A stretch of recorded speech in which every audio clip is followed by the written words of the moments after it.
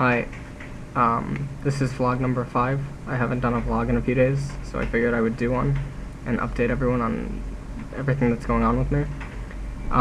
Basically, I haven't been vlogging or doing almost anything, streaming or whatever, because my hand problem that I had been talking about in I think like the first vlog or something like that really escalated to a whole different level. And I ended up having to go to the hospital in Korea here because the pain got really, really bad, and it was like crippling my ability to play. So anyways, for those that don't believe me, I have like medicine. Awesome. These like pills, one's an anti-inflammatory and one's like a muscle relaxant. So even when I'm taking them right now, I was told to stop playing for 2 weeks and some stuff like that. And the muscle relaxant basically makes it extremely hard to play, even if I do. So that's one of the big problems that's going on with me. The second problem with me and stuff going on is I'm under a lot of stress from my hand, because obviously if I can't play well, then I can't perform, and if I can't perform, then it's hard to keep doing, StarCraft and stuff like that. So that's one of the big issues going on. The other thing is that a lot of people were requesting me to talk about Zerg and then the balance changes in patch 1.42 that's available on the PTR and stuff like that. Well, I didn't really want to talk about the balance changes on 1.42 because really it would kind of just be a waste of a vlog, so I guess I'll just kind of add this into this one.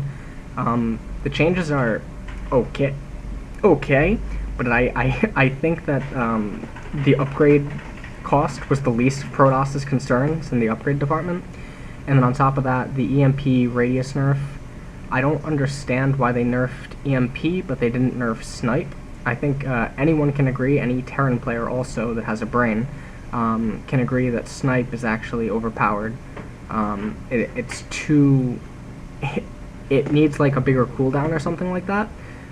Because once you hit like a critical mass of ghosts in TVZ, or you hit a critical mass of ghosts in TVP, if you're going up against a good Terran player, the onus is on the Terran to make a mistake and, fail and stuff like that. So that's not good. And I think Todd is gonna...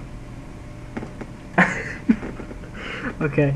Protoss is a really overpowered race. And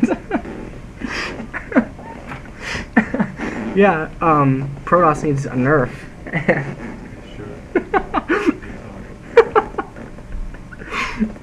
So, anyways, no. I think Snipe needed to be nerfed. I don't think the EMP radius needed to be nerfed, but, I don't know how much it's really going to affect the gameplay. And for everyone that's, like, panicking about it or stuff like that, because you always have the people that panic and stuff, don't panic. Just make, play as if it never happened. Just like Infestors, you play with Infestors as if, it never happened, the nerf to them and stuff. So that's really all that there is to talk about the patch 1.42. Oh, and Metalopolis and Shattered got added back in without close spawn positions, so that's really cool too. That's really good, actually. So that's all for that talk. The other thing is about Zerg fundamentals and stuff like that, how to improve as a Zerg player and how to grow as a player overall. Well, one thing that I used to be notorious for at the early days of my StarCraft 1 career was I would abuse these all-in build orders that I knew, and I would, abuse them to great extent. And basically, it would win me games, and it would actually win me games against better players than me. They were more skilled players, but the build orders themselves were so hard to stop sometimes if you didn't scout it or react to it properly, that it created a false illusion that just because you're able to beat the players, it somehow makes you as skilled as them, but we all know that's not the case.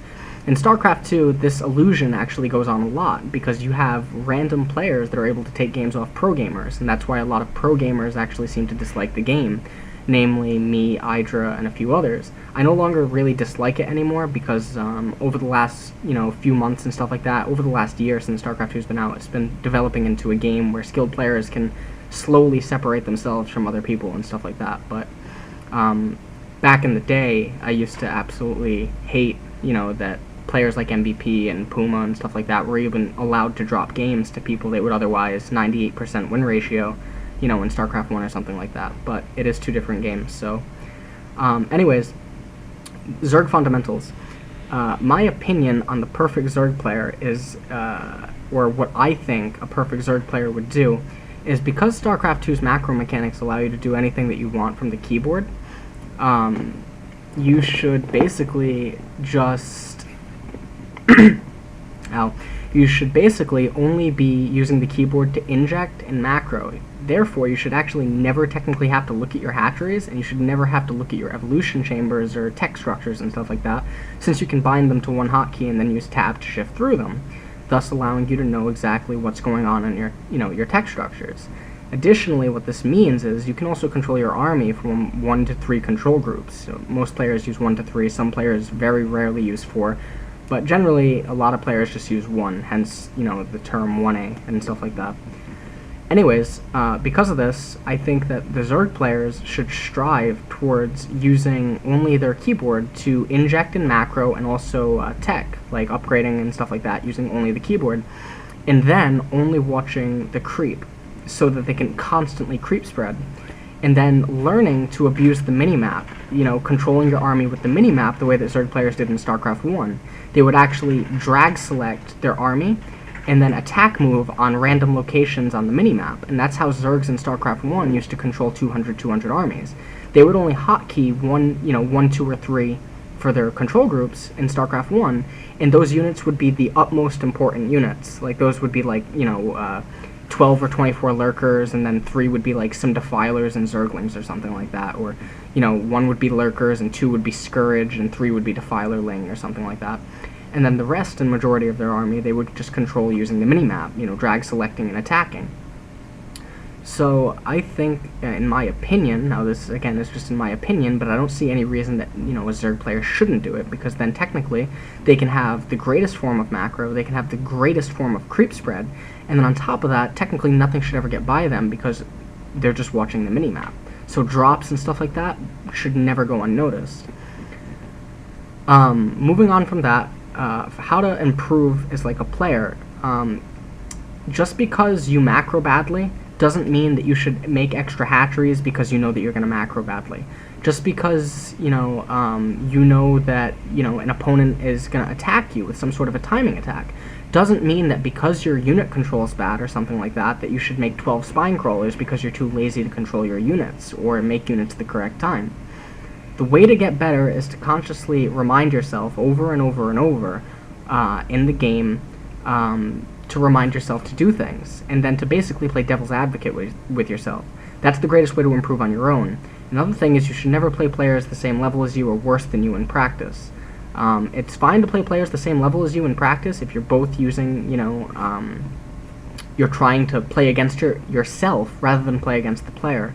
Then you can truthfully improve. But if you're playing people worse than you, you're going to get worse because in reality you're getting lazy and then you're actually training incorrect timings and stuff like that.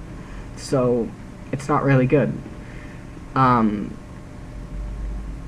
thing about improving and getting better and stuff like that is you have to accept losses. It's fine to BM, sometimes and stuff like that. Well, it's not fine, but it's understandable to BM. Because if you're getting angry at this game, it actually shows that you care, and a lot of people don't understand that.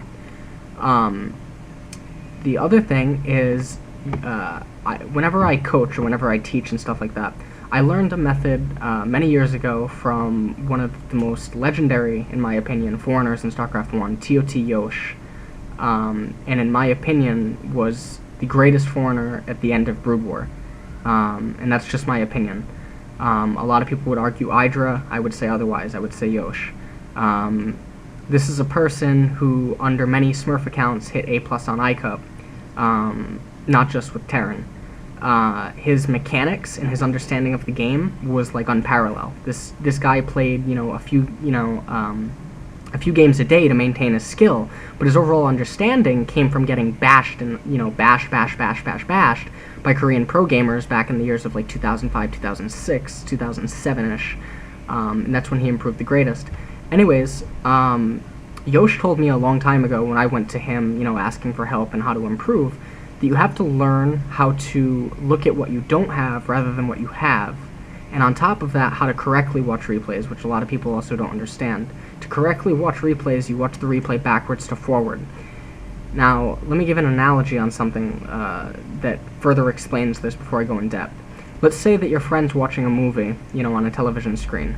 And let's say that you know what the movie is or something like that. Let's say that the movie is, Inception or something. That's a pretty popular movie. And you walk by the screen and you see the part where, they're in the snow place and something like that, right before, like, the final Inception or whatever. Now, if you see that part and you just continue walking by the screen, you now know everything that's happened in that movie up until that point, and you also know what's going to happen before it technically happens. So on top of that, basically everything in your mind flashes forward and you know what's already happened.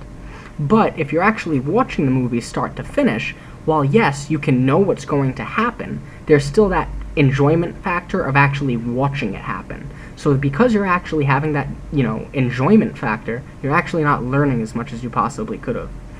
So because of this, the correct way to watch replays, and I've told it to everyone that I, have taught or anything like that, is load the replay, let it finish completely, and then watch it in steps, backwards to forward.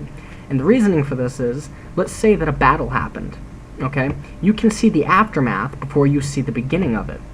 Now before, by seeing the aftermath, you can actually try to question yourself, how did this aftermath happen?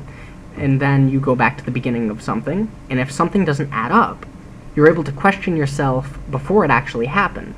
So because of that, you're learning faster because you're asking you're asking answers before you're given questions.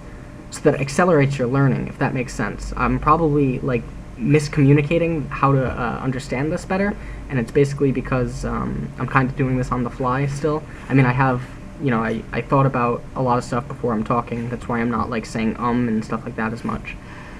But that's the correct way to watch replays, is backwards to forwards. You learn a lot more because there's no enjoyment factor, because everything is constantly being paused and played, paused and played, paused and played. So because there's no enjoyment factor, you're actually not watching a replay, you're watching mistakes, you're watching steps, you're watching a timeline unfold. And when you look at a timeline, you're able to know a lot more because you're just getting the important things out of it. You're not watching the drones mine, you're not watching overlords just randomly be made, you're not watching everything unfold and then waiting for the critical battles, to happen and be like, oh, well, I guess I shouldn't have done this. If you watch it in a timeline, you can actually get so much more detail out of the battles and the mistakes that you made that it's actually that much more worth it. Anyways, moving on from that fundamental mechanic of replay watching, the other thing is to learn how to use your hand completely. I can't tell you how many players I know that are actually somewhat extremely good, such as Leenock or something like that. A lot of people know Leenock. Or, other players that I've just seen play in person, and they actually don't fully utilize their hand. A lot of people just use these two fingers, and that's absolutely terrible. And the reason that that's terrible is because people that can use their entire hand, they're able to do things faster and with more dexterity than people that just use, a few fingers or something like that. So, just because something's hard, that's no excuse not to learn how to do it. Any pro gamers in StarCraft 1, there's even stories about this on Team Liquid, such as Noni or Idra and stuff like that. When you arrived at a pro gaming house, they actually taught you how to use your hand. They would teach you how to use F keys, they would teach you hand placement and, ergonomics and stuff like that, because it was the optimal way to be as fast as you possibly could on a keyboard. And what I mean about Leenock is he's actually improved a lot lately. But going back a few months, Leenock only used to use two hotkeys. He used to use one for his hatcheries and one for all his units. That's absolutely god-awful. Another thing is to teach yourself how to use F keys, because F keys are really, really important. A lot of people don't use F keys. They go extremely underrated. But when harassment's going on, F keys are your best friend. You can instantly transfer workers out of the mineral line, and you can instantly go back to your base if something's going on, or there's a drop in your main, or you need to transfer drones from one base to another. F keys are just extremely beneficial. There's no reason not to use them. So Anyways, I think that's really it. All I want to talk about in this video, because this video is starting to get a little long, and a lot of people requested that, you know, my videos not go as long, either because they don't have time or they're trying to watch it quickly or something like that.